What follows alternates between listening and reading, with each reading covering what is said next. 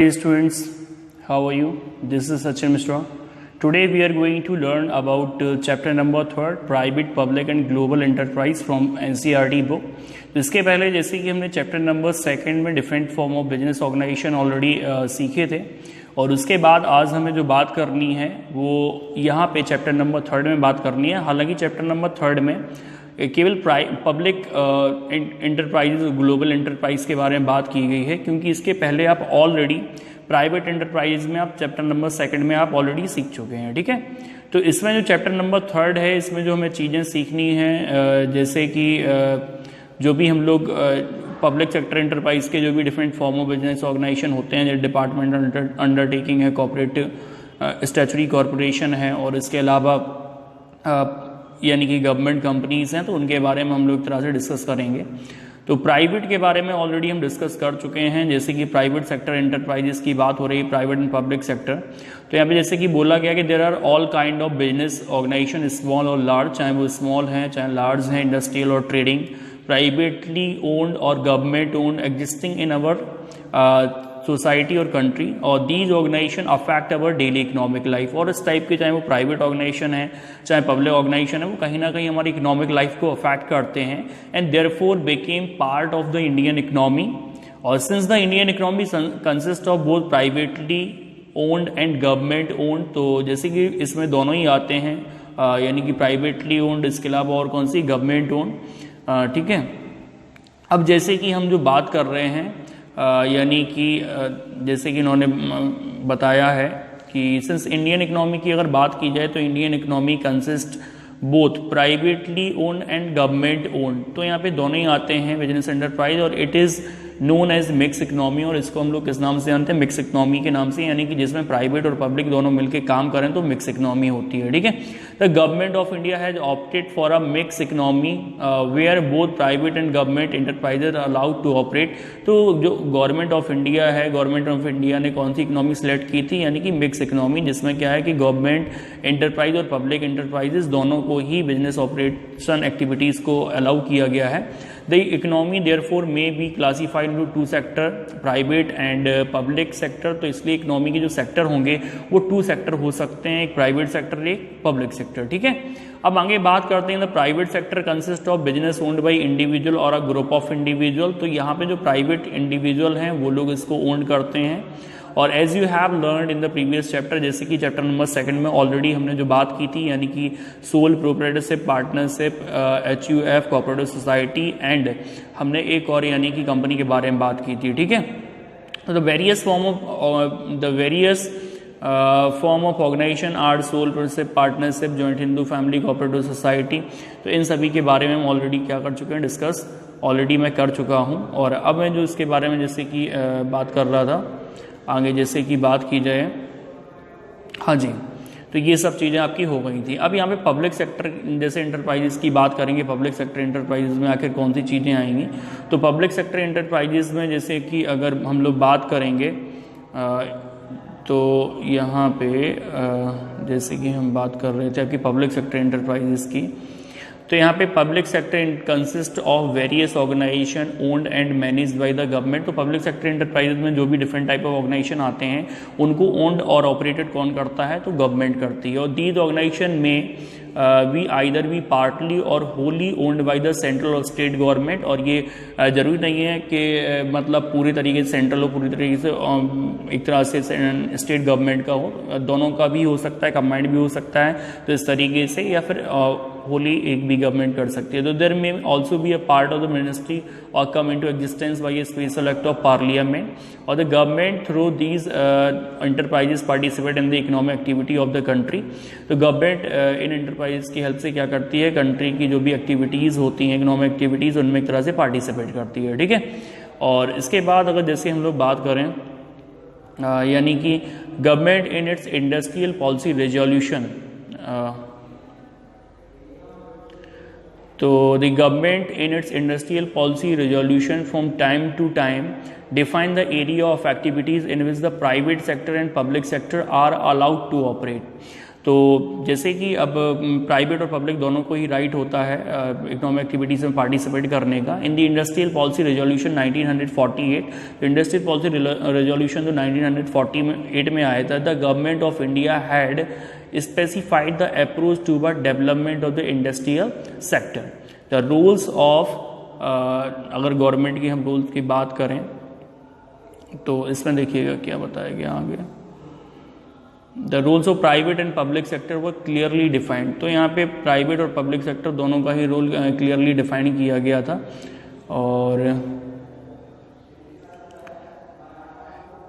and the government through various act and regulation was overseeing the economic activities of the both the private and public sector and the industrial policy resolution। तो 1948 के बाद next industrial policy resolution कब आया, 1956 में। had also laid down certain objective for the public sector to follow so as to accelerate the rate of growth, जिससे growth rate बढ़े and the industrialization, ठीक है।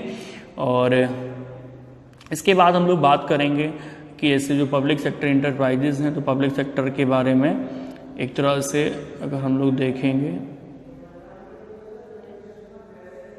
हाँ जी, तो यहाँ पे जैसे बात कर रहे थे कि the public sector was given a lot of importance but at the same time mutual dependency of the public and private sector was emphasised.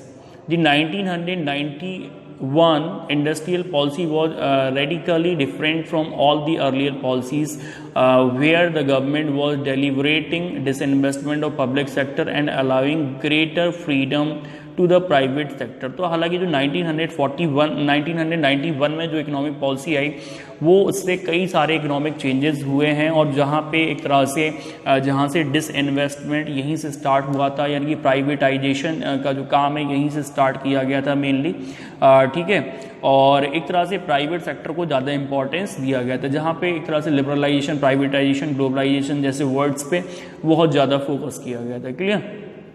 आगे हम लोग जैसे कि बात करेंगे और हाँ जी, तो जैसे कि बात कर रहे थे ये चीज़ें आपकी हो गई थी। At the same time foreign direct investment was invited from the business houses outside India, और दस मल्टीनेशनल कॉरपोरेशन और global enterprises which operate in more than one country gain entry into the Indian economy, यानी कि वही globalisation एक तरह से किया गया था। पूरी इकोनॉमी जो वर्ल्ड इकोनॉमी है उसको एक तरह से एक विलेज के रूप में माना गया था, और कोई भी किसी भी कंट्री की कंपनी कहीं भी जाके एक तरह से बिजनेस कर सकती है। Thus we have public sector unit, private sector enterprise and global enterprise. तो ये तीनों ही हम लोग इंडियन इकोनॉमी के में पढ़ने वाले हैं, यानी कि इस चैप्टर में पढ़ेंगे। तो जैसे कि इसके पहले आप ऑलरेडी जो पढ़ चुके हो तो हम लोग उसके बारे में बात करते हैं, जो चीज़ें हम लोग पढ़ चुके हैं। आगे बात की गई form of organisation public sector. तो पब्लिक सेक्टर के आखिर कौन कौन से, प्राइवेट सेक्टर के जैसे कि हमने 5 पढ़े थे, और उसके बाद जैसे कि हम बात कर रहे हैं यानी कि पब्लिक सेक्टर के, कि पब्लिक सेक्टर के हमारे इंटरप्राइजेस एक तरह से कौन कौन से होंगे, ठीक है। तो इनको हम लोग देखते हैं। तो जैसे कि form of organisation public sector enterprises, तो पब्लिक सेक्टर इंटरप्राइजेस में तो government participation in business and economic sector of the country need some kind of organisation framework to function. You have studied about the form of business organisation, जो आप already second chapter में पढ़ चुके हो। Private sector वाले sole producer, partnership, Hindu undivided family, cooperative society and company. तो ये these are the 5 different types of private sector enterprises. तो ये प्राइवेट सेक्टर इंटरप्राइजेस हम लोग ऑलरेडी इसके पहले चैप्टर में डिस्कस कर चुके हैं, ठीक है। अब इस चैप्टर में जो हमें बेटा डिस्कस करना है वो कहीं ना कहीं पब्लिक सेक्टर के बारे में डिस्कस करना है कि पब्लिक सेक्टर इंटरप्राइजेस कौन से हैं। तो इंडियन इकोनॉमी को इन्होंने बेसिकली 2 पार्ट में डिवाइड किया, पब्लिक सेक्टर इंटरप्राइजेस और इसके अलावा कौन से private sector enterprise. Private sector वाले हम ऑलरेडी पहले पढ़ चुके थे, ये वाले प्राइवेट सेक्टर इंटरप्राइजेस थे अपने सोल प्रोप्राइटरशिप, इसके अलावा partnership, joint Hindu family, cooperative societies and company, इसके अलावा मल्टीनेशनल कॉरपोरेशन। तो ये सब प्राइवेट सेक्टर इंटरप्राइजेस थे। और इसके अलावा हम लोग पब्लिक सेक्टर इंटरप्राइजेस की इस चैप्टर में जैसे कि बात करेंगे, जिसमें डिपार्टमेंटल अंडरटेकिंग के बारे में हमें पढ़ना होगा, इसके अलावा स्टैट्यूटरी कॉर्पोरेशन के बारे में और गवर्नमेंट कंपनीज के बारे में। तो इन चीज़ों के बारे में आज हम मतलब इस चैप्टर में हम लोग डिस्कस करेंगे बेसिकली, ठीक है। तो ये चीज़ें पब्लिक सेक्टर इंटरप्राइजेस हमें इस चैप्टर में पढ़ने होंगे। और जैसे कि बात की जा रही है कि in the public sector as it grows and important question arises in respect of the how it is to be organized or what form of organization it should take, the government has a major role to play in the formation of the public sector. तो public sector enterprise के formation से related यानी कि government का major role रहता है. और इसके अलावा but the government acts through its people, its offices. अब गवर्नमेंट जो है गवर्नमेंट किस तरीके से काम करती है, तो अगर गवर्नमेंट के हम काम करने का तरीका देखें तो यानी कि वो किस तरीके से काम करेगी, तो act through the people, office, employees and they take decision on behalf of the government. और लोग यानी कि जो हैं उनकी तरफ से डिसीजन लेते हैं गवर्नमेंट की तरफ से. For this purpose public enterprises were formed by the government to participate in the economic activity. तो इसके लिए क्या करा कि पब्लिक सेक्टर इंटरप्राइजेज का फॉर्मेशन किया गया एक तरह से इकोनॉमिक एक्टिविटीज़ में गवर्नमेंट के द्वारा पार्टिसिपेशन करने के लिए कंट्री में. They are expected to contribute to the economic development of the country in today's liberalised competitive world. These public enterprises are owned by the public. और ये जो पब्लिक सेक्टर इंटरप्राइजेज हैं वो owned by the public and are accountable to the public through the parliament. ठीक है. और they are characteristics by the public ownership. और actually क्या है कि इनके जो शेयर्स हैं वो पब्लिक खरीद सकती है, इसलिए ऐसा वर्ड इसमें बोला गया है. इसमें हम जैसे आगे बात कर रहे हैं तो इन सारी चीज़ों को हमें थोड़ा खास तौर से इसमें ध्यान रखना पड़ेगा. और आगे जैसे बात की जा रही है कि they are characteristics by public ownership, public funds being used for its activities and public accountability. And a public enterprise, जो पब्लिक एंटरप्राइज है, a public enterprise may take any particular form of organization depending upon the nature of its operation and their relation with the government. The suitability of a particular form of organization would depend upon its requirement, और ये requirements पे depend करता है. At the same time, in accordance with the general principle, any organization in the public sector should ensure organization performance, productivity and quality standard. ठीक है. अब इसके बारे में जैसे कि हमने ऑलरेडी पहले ही आपको बताया था कि जो form of public sector enterprises हैं या गवर्नमेंट के जो इंटरप्राइजेज हैं वो 3 हम लोगों को पढ़ने होंगे: departmental undertaking, statutory corporation and government company. तो इनको हम एक एक करके पढ़ेंगे और नेक्स्ट वीडियो में हम डिस्कस करेंगे डिपार्टमेंटल अंडरटेकिंग के बारे में. And thank you very much for watching this video and don't forget to subscribe my channel. Thank you everyone.